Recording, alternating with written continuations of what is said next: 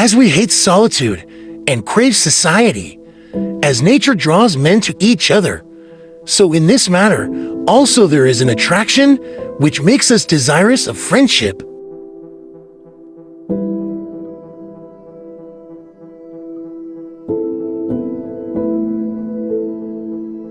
Nevertheless, though the sage may love his friends dearly, often comparing them with himself and putting them ahead of himself, yet all the good will be limited to his own being.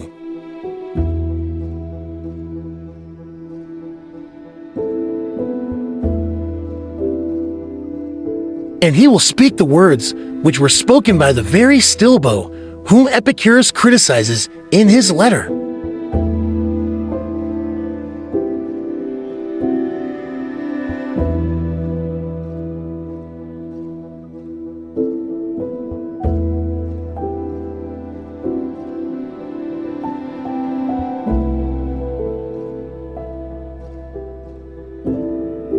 For Stilbo, after his country was captured, and his children and his wife lost, as he emerged from the general desolation alone, and yet happy, spoke as follows to Demetrius, called sacker of cities, because of the destruction he brought upon them, in answer to the question whether he had lost anything. I have all my goods with me. There is a brave and stout-hearted man for you. The enemy conquered, but Stilbo conquered his conqueror.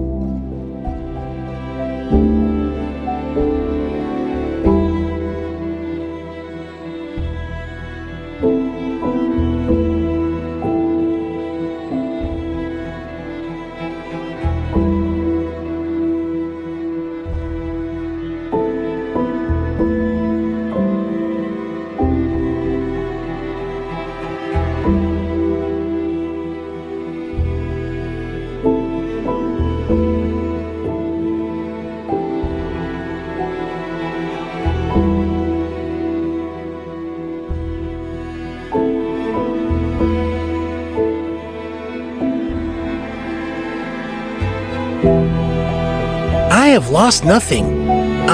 He forced Demetrius to wonder whether he himself had conquered after all.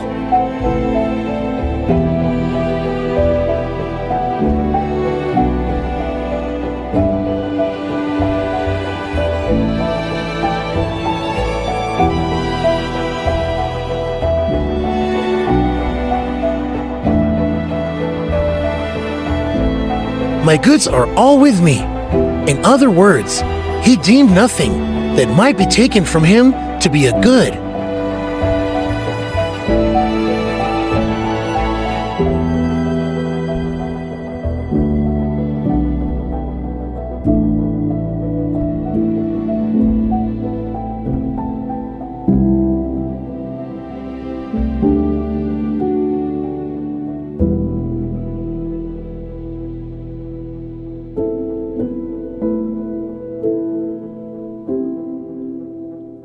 We marvel at certain animals because they can pass through fire and suffer no bodily harm.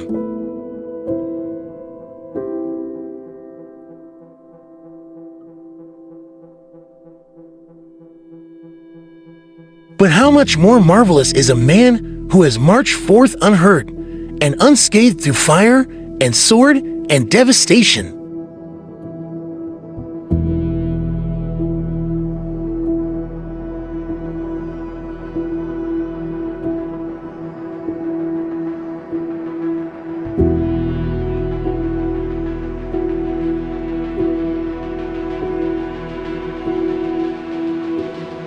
Do you understand now how much easier it is to conquer a whole tribe than to conquer one man?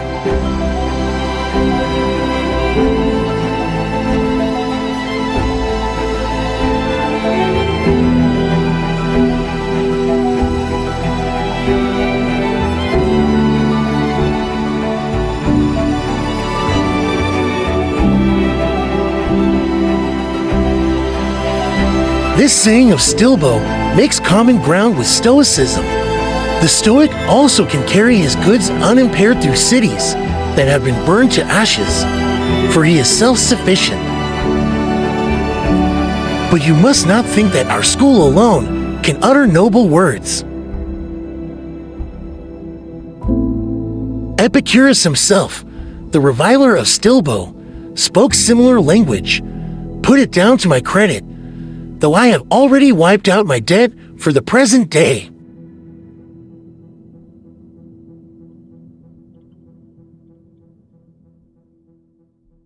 He says, whoever does not regard what he has as most ample wealth is unhappy, though he be master of the whole world. Or, if the following seems to you a more suitable phrase, for we must try to render the meaning and not the mere words.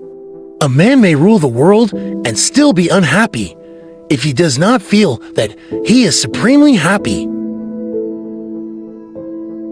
In order, however, that you may know that these sentiments are universal, suggested, of course, by nature, you will find in one of the comic poets this verse. Unblissed is he who thinks himself unblissed.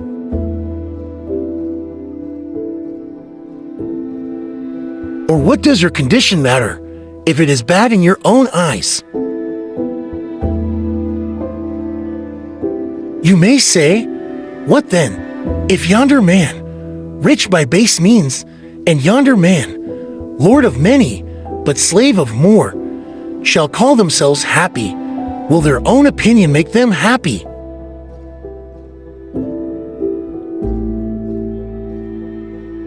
It matters not what one says, but what one feels. Also, not how one feels on one particular day, but how one feels at all times.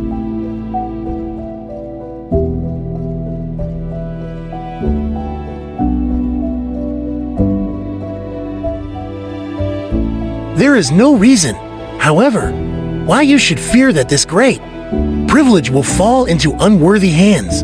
Only the wise man is pleased with his own. Folly is ever troubled with weariness of itself.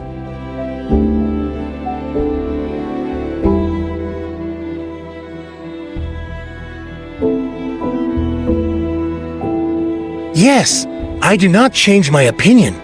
Avoid the many, avoid the few, avoid even the individual.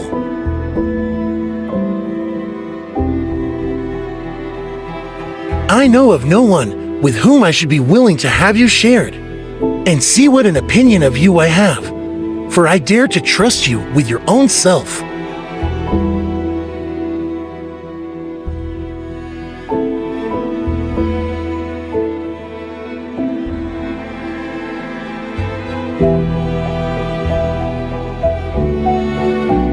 Crates, they say, the disciple of the very Stilbo, whom I mentioned in a former letter, noticed a young man walking by himself and asked him what he was doing all alone.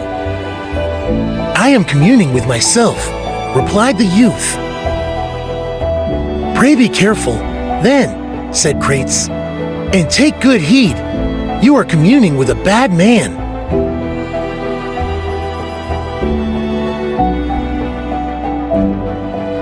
When persons are in mourning or fearful about something, we are accustomed to watch them, that we may prevent them from making a wrong use of their loneliness.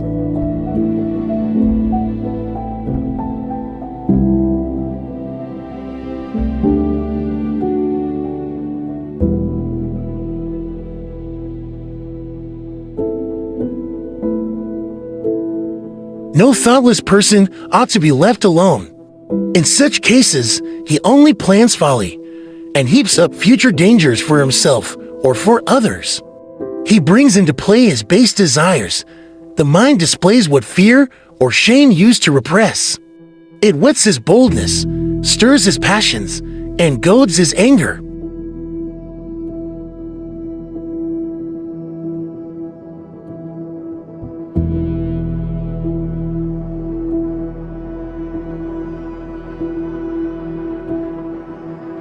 And finally, the only benefit that solitude confers, the habit of trusting no man and of fearing no witnesses, is lost to the fool, for he betrays himself.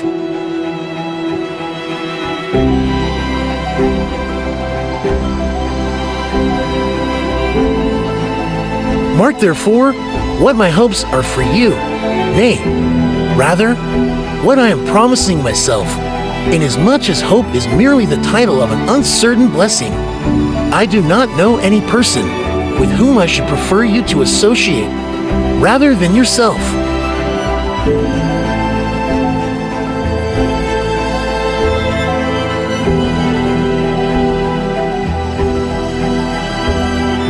I remember in what a great-souled way you hurled forth certain phrases, and how full of strength they were.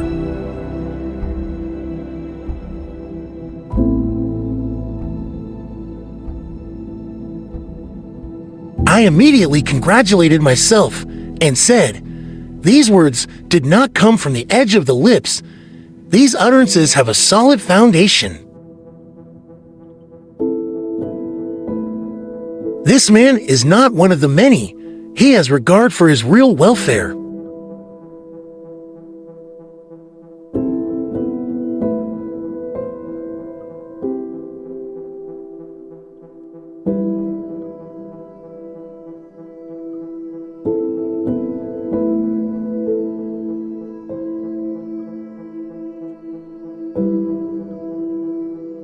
Speak and live in this way. See to it that nothing keeps you down. As for your former prayers, you may dispense the gods from answering them. Offer new prayers. Pray for a sound mind and for good health, first of soul and then of body. And of course, you should offer those prayers frequently. Call boldly upon God. You will not be asking Him for that which belongs to another.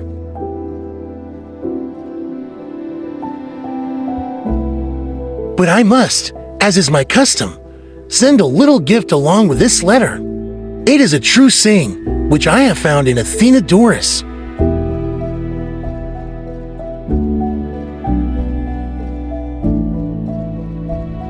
Know that thou art freed from all desires when thou hast reached such a point that thou prayest to God for nothing except what thou canst pray for openly.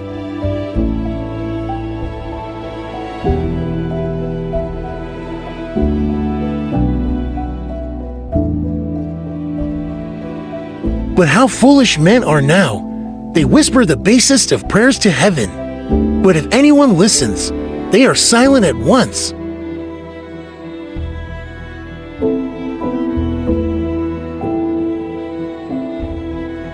That which they are unwilling for men to know, they communicate to God.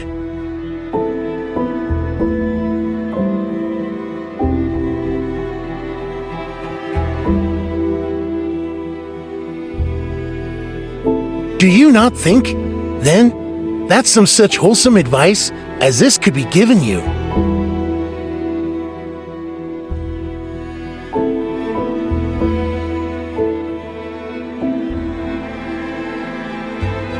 Live among men as if God beheld you.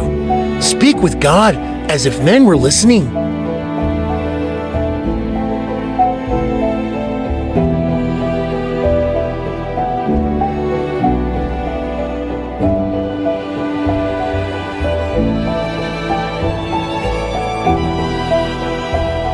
Seneca, Moral Letters to Lucilius.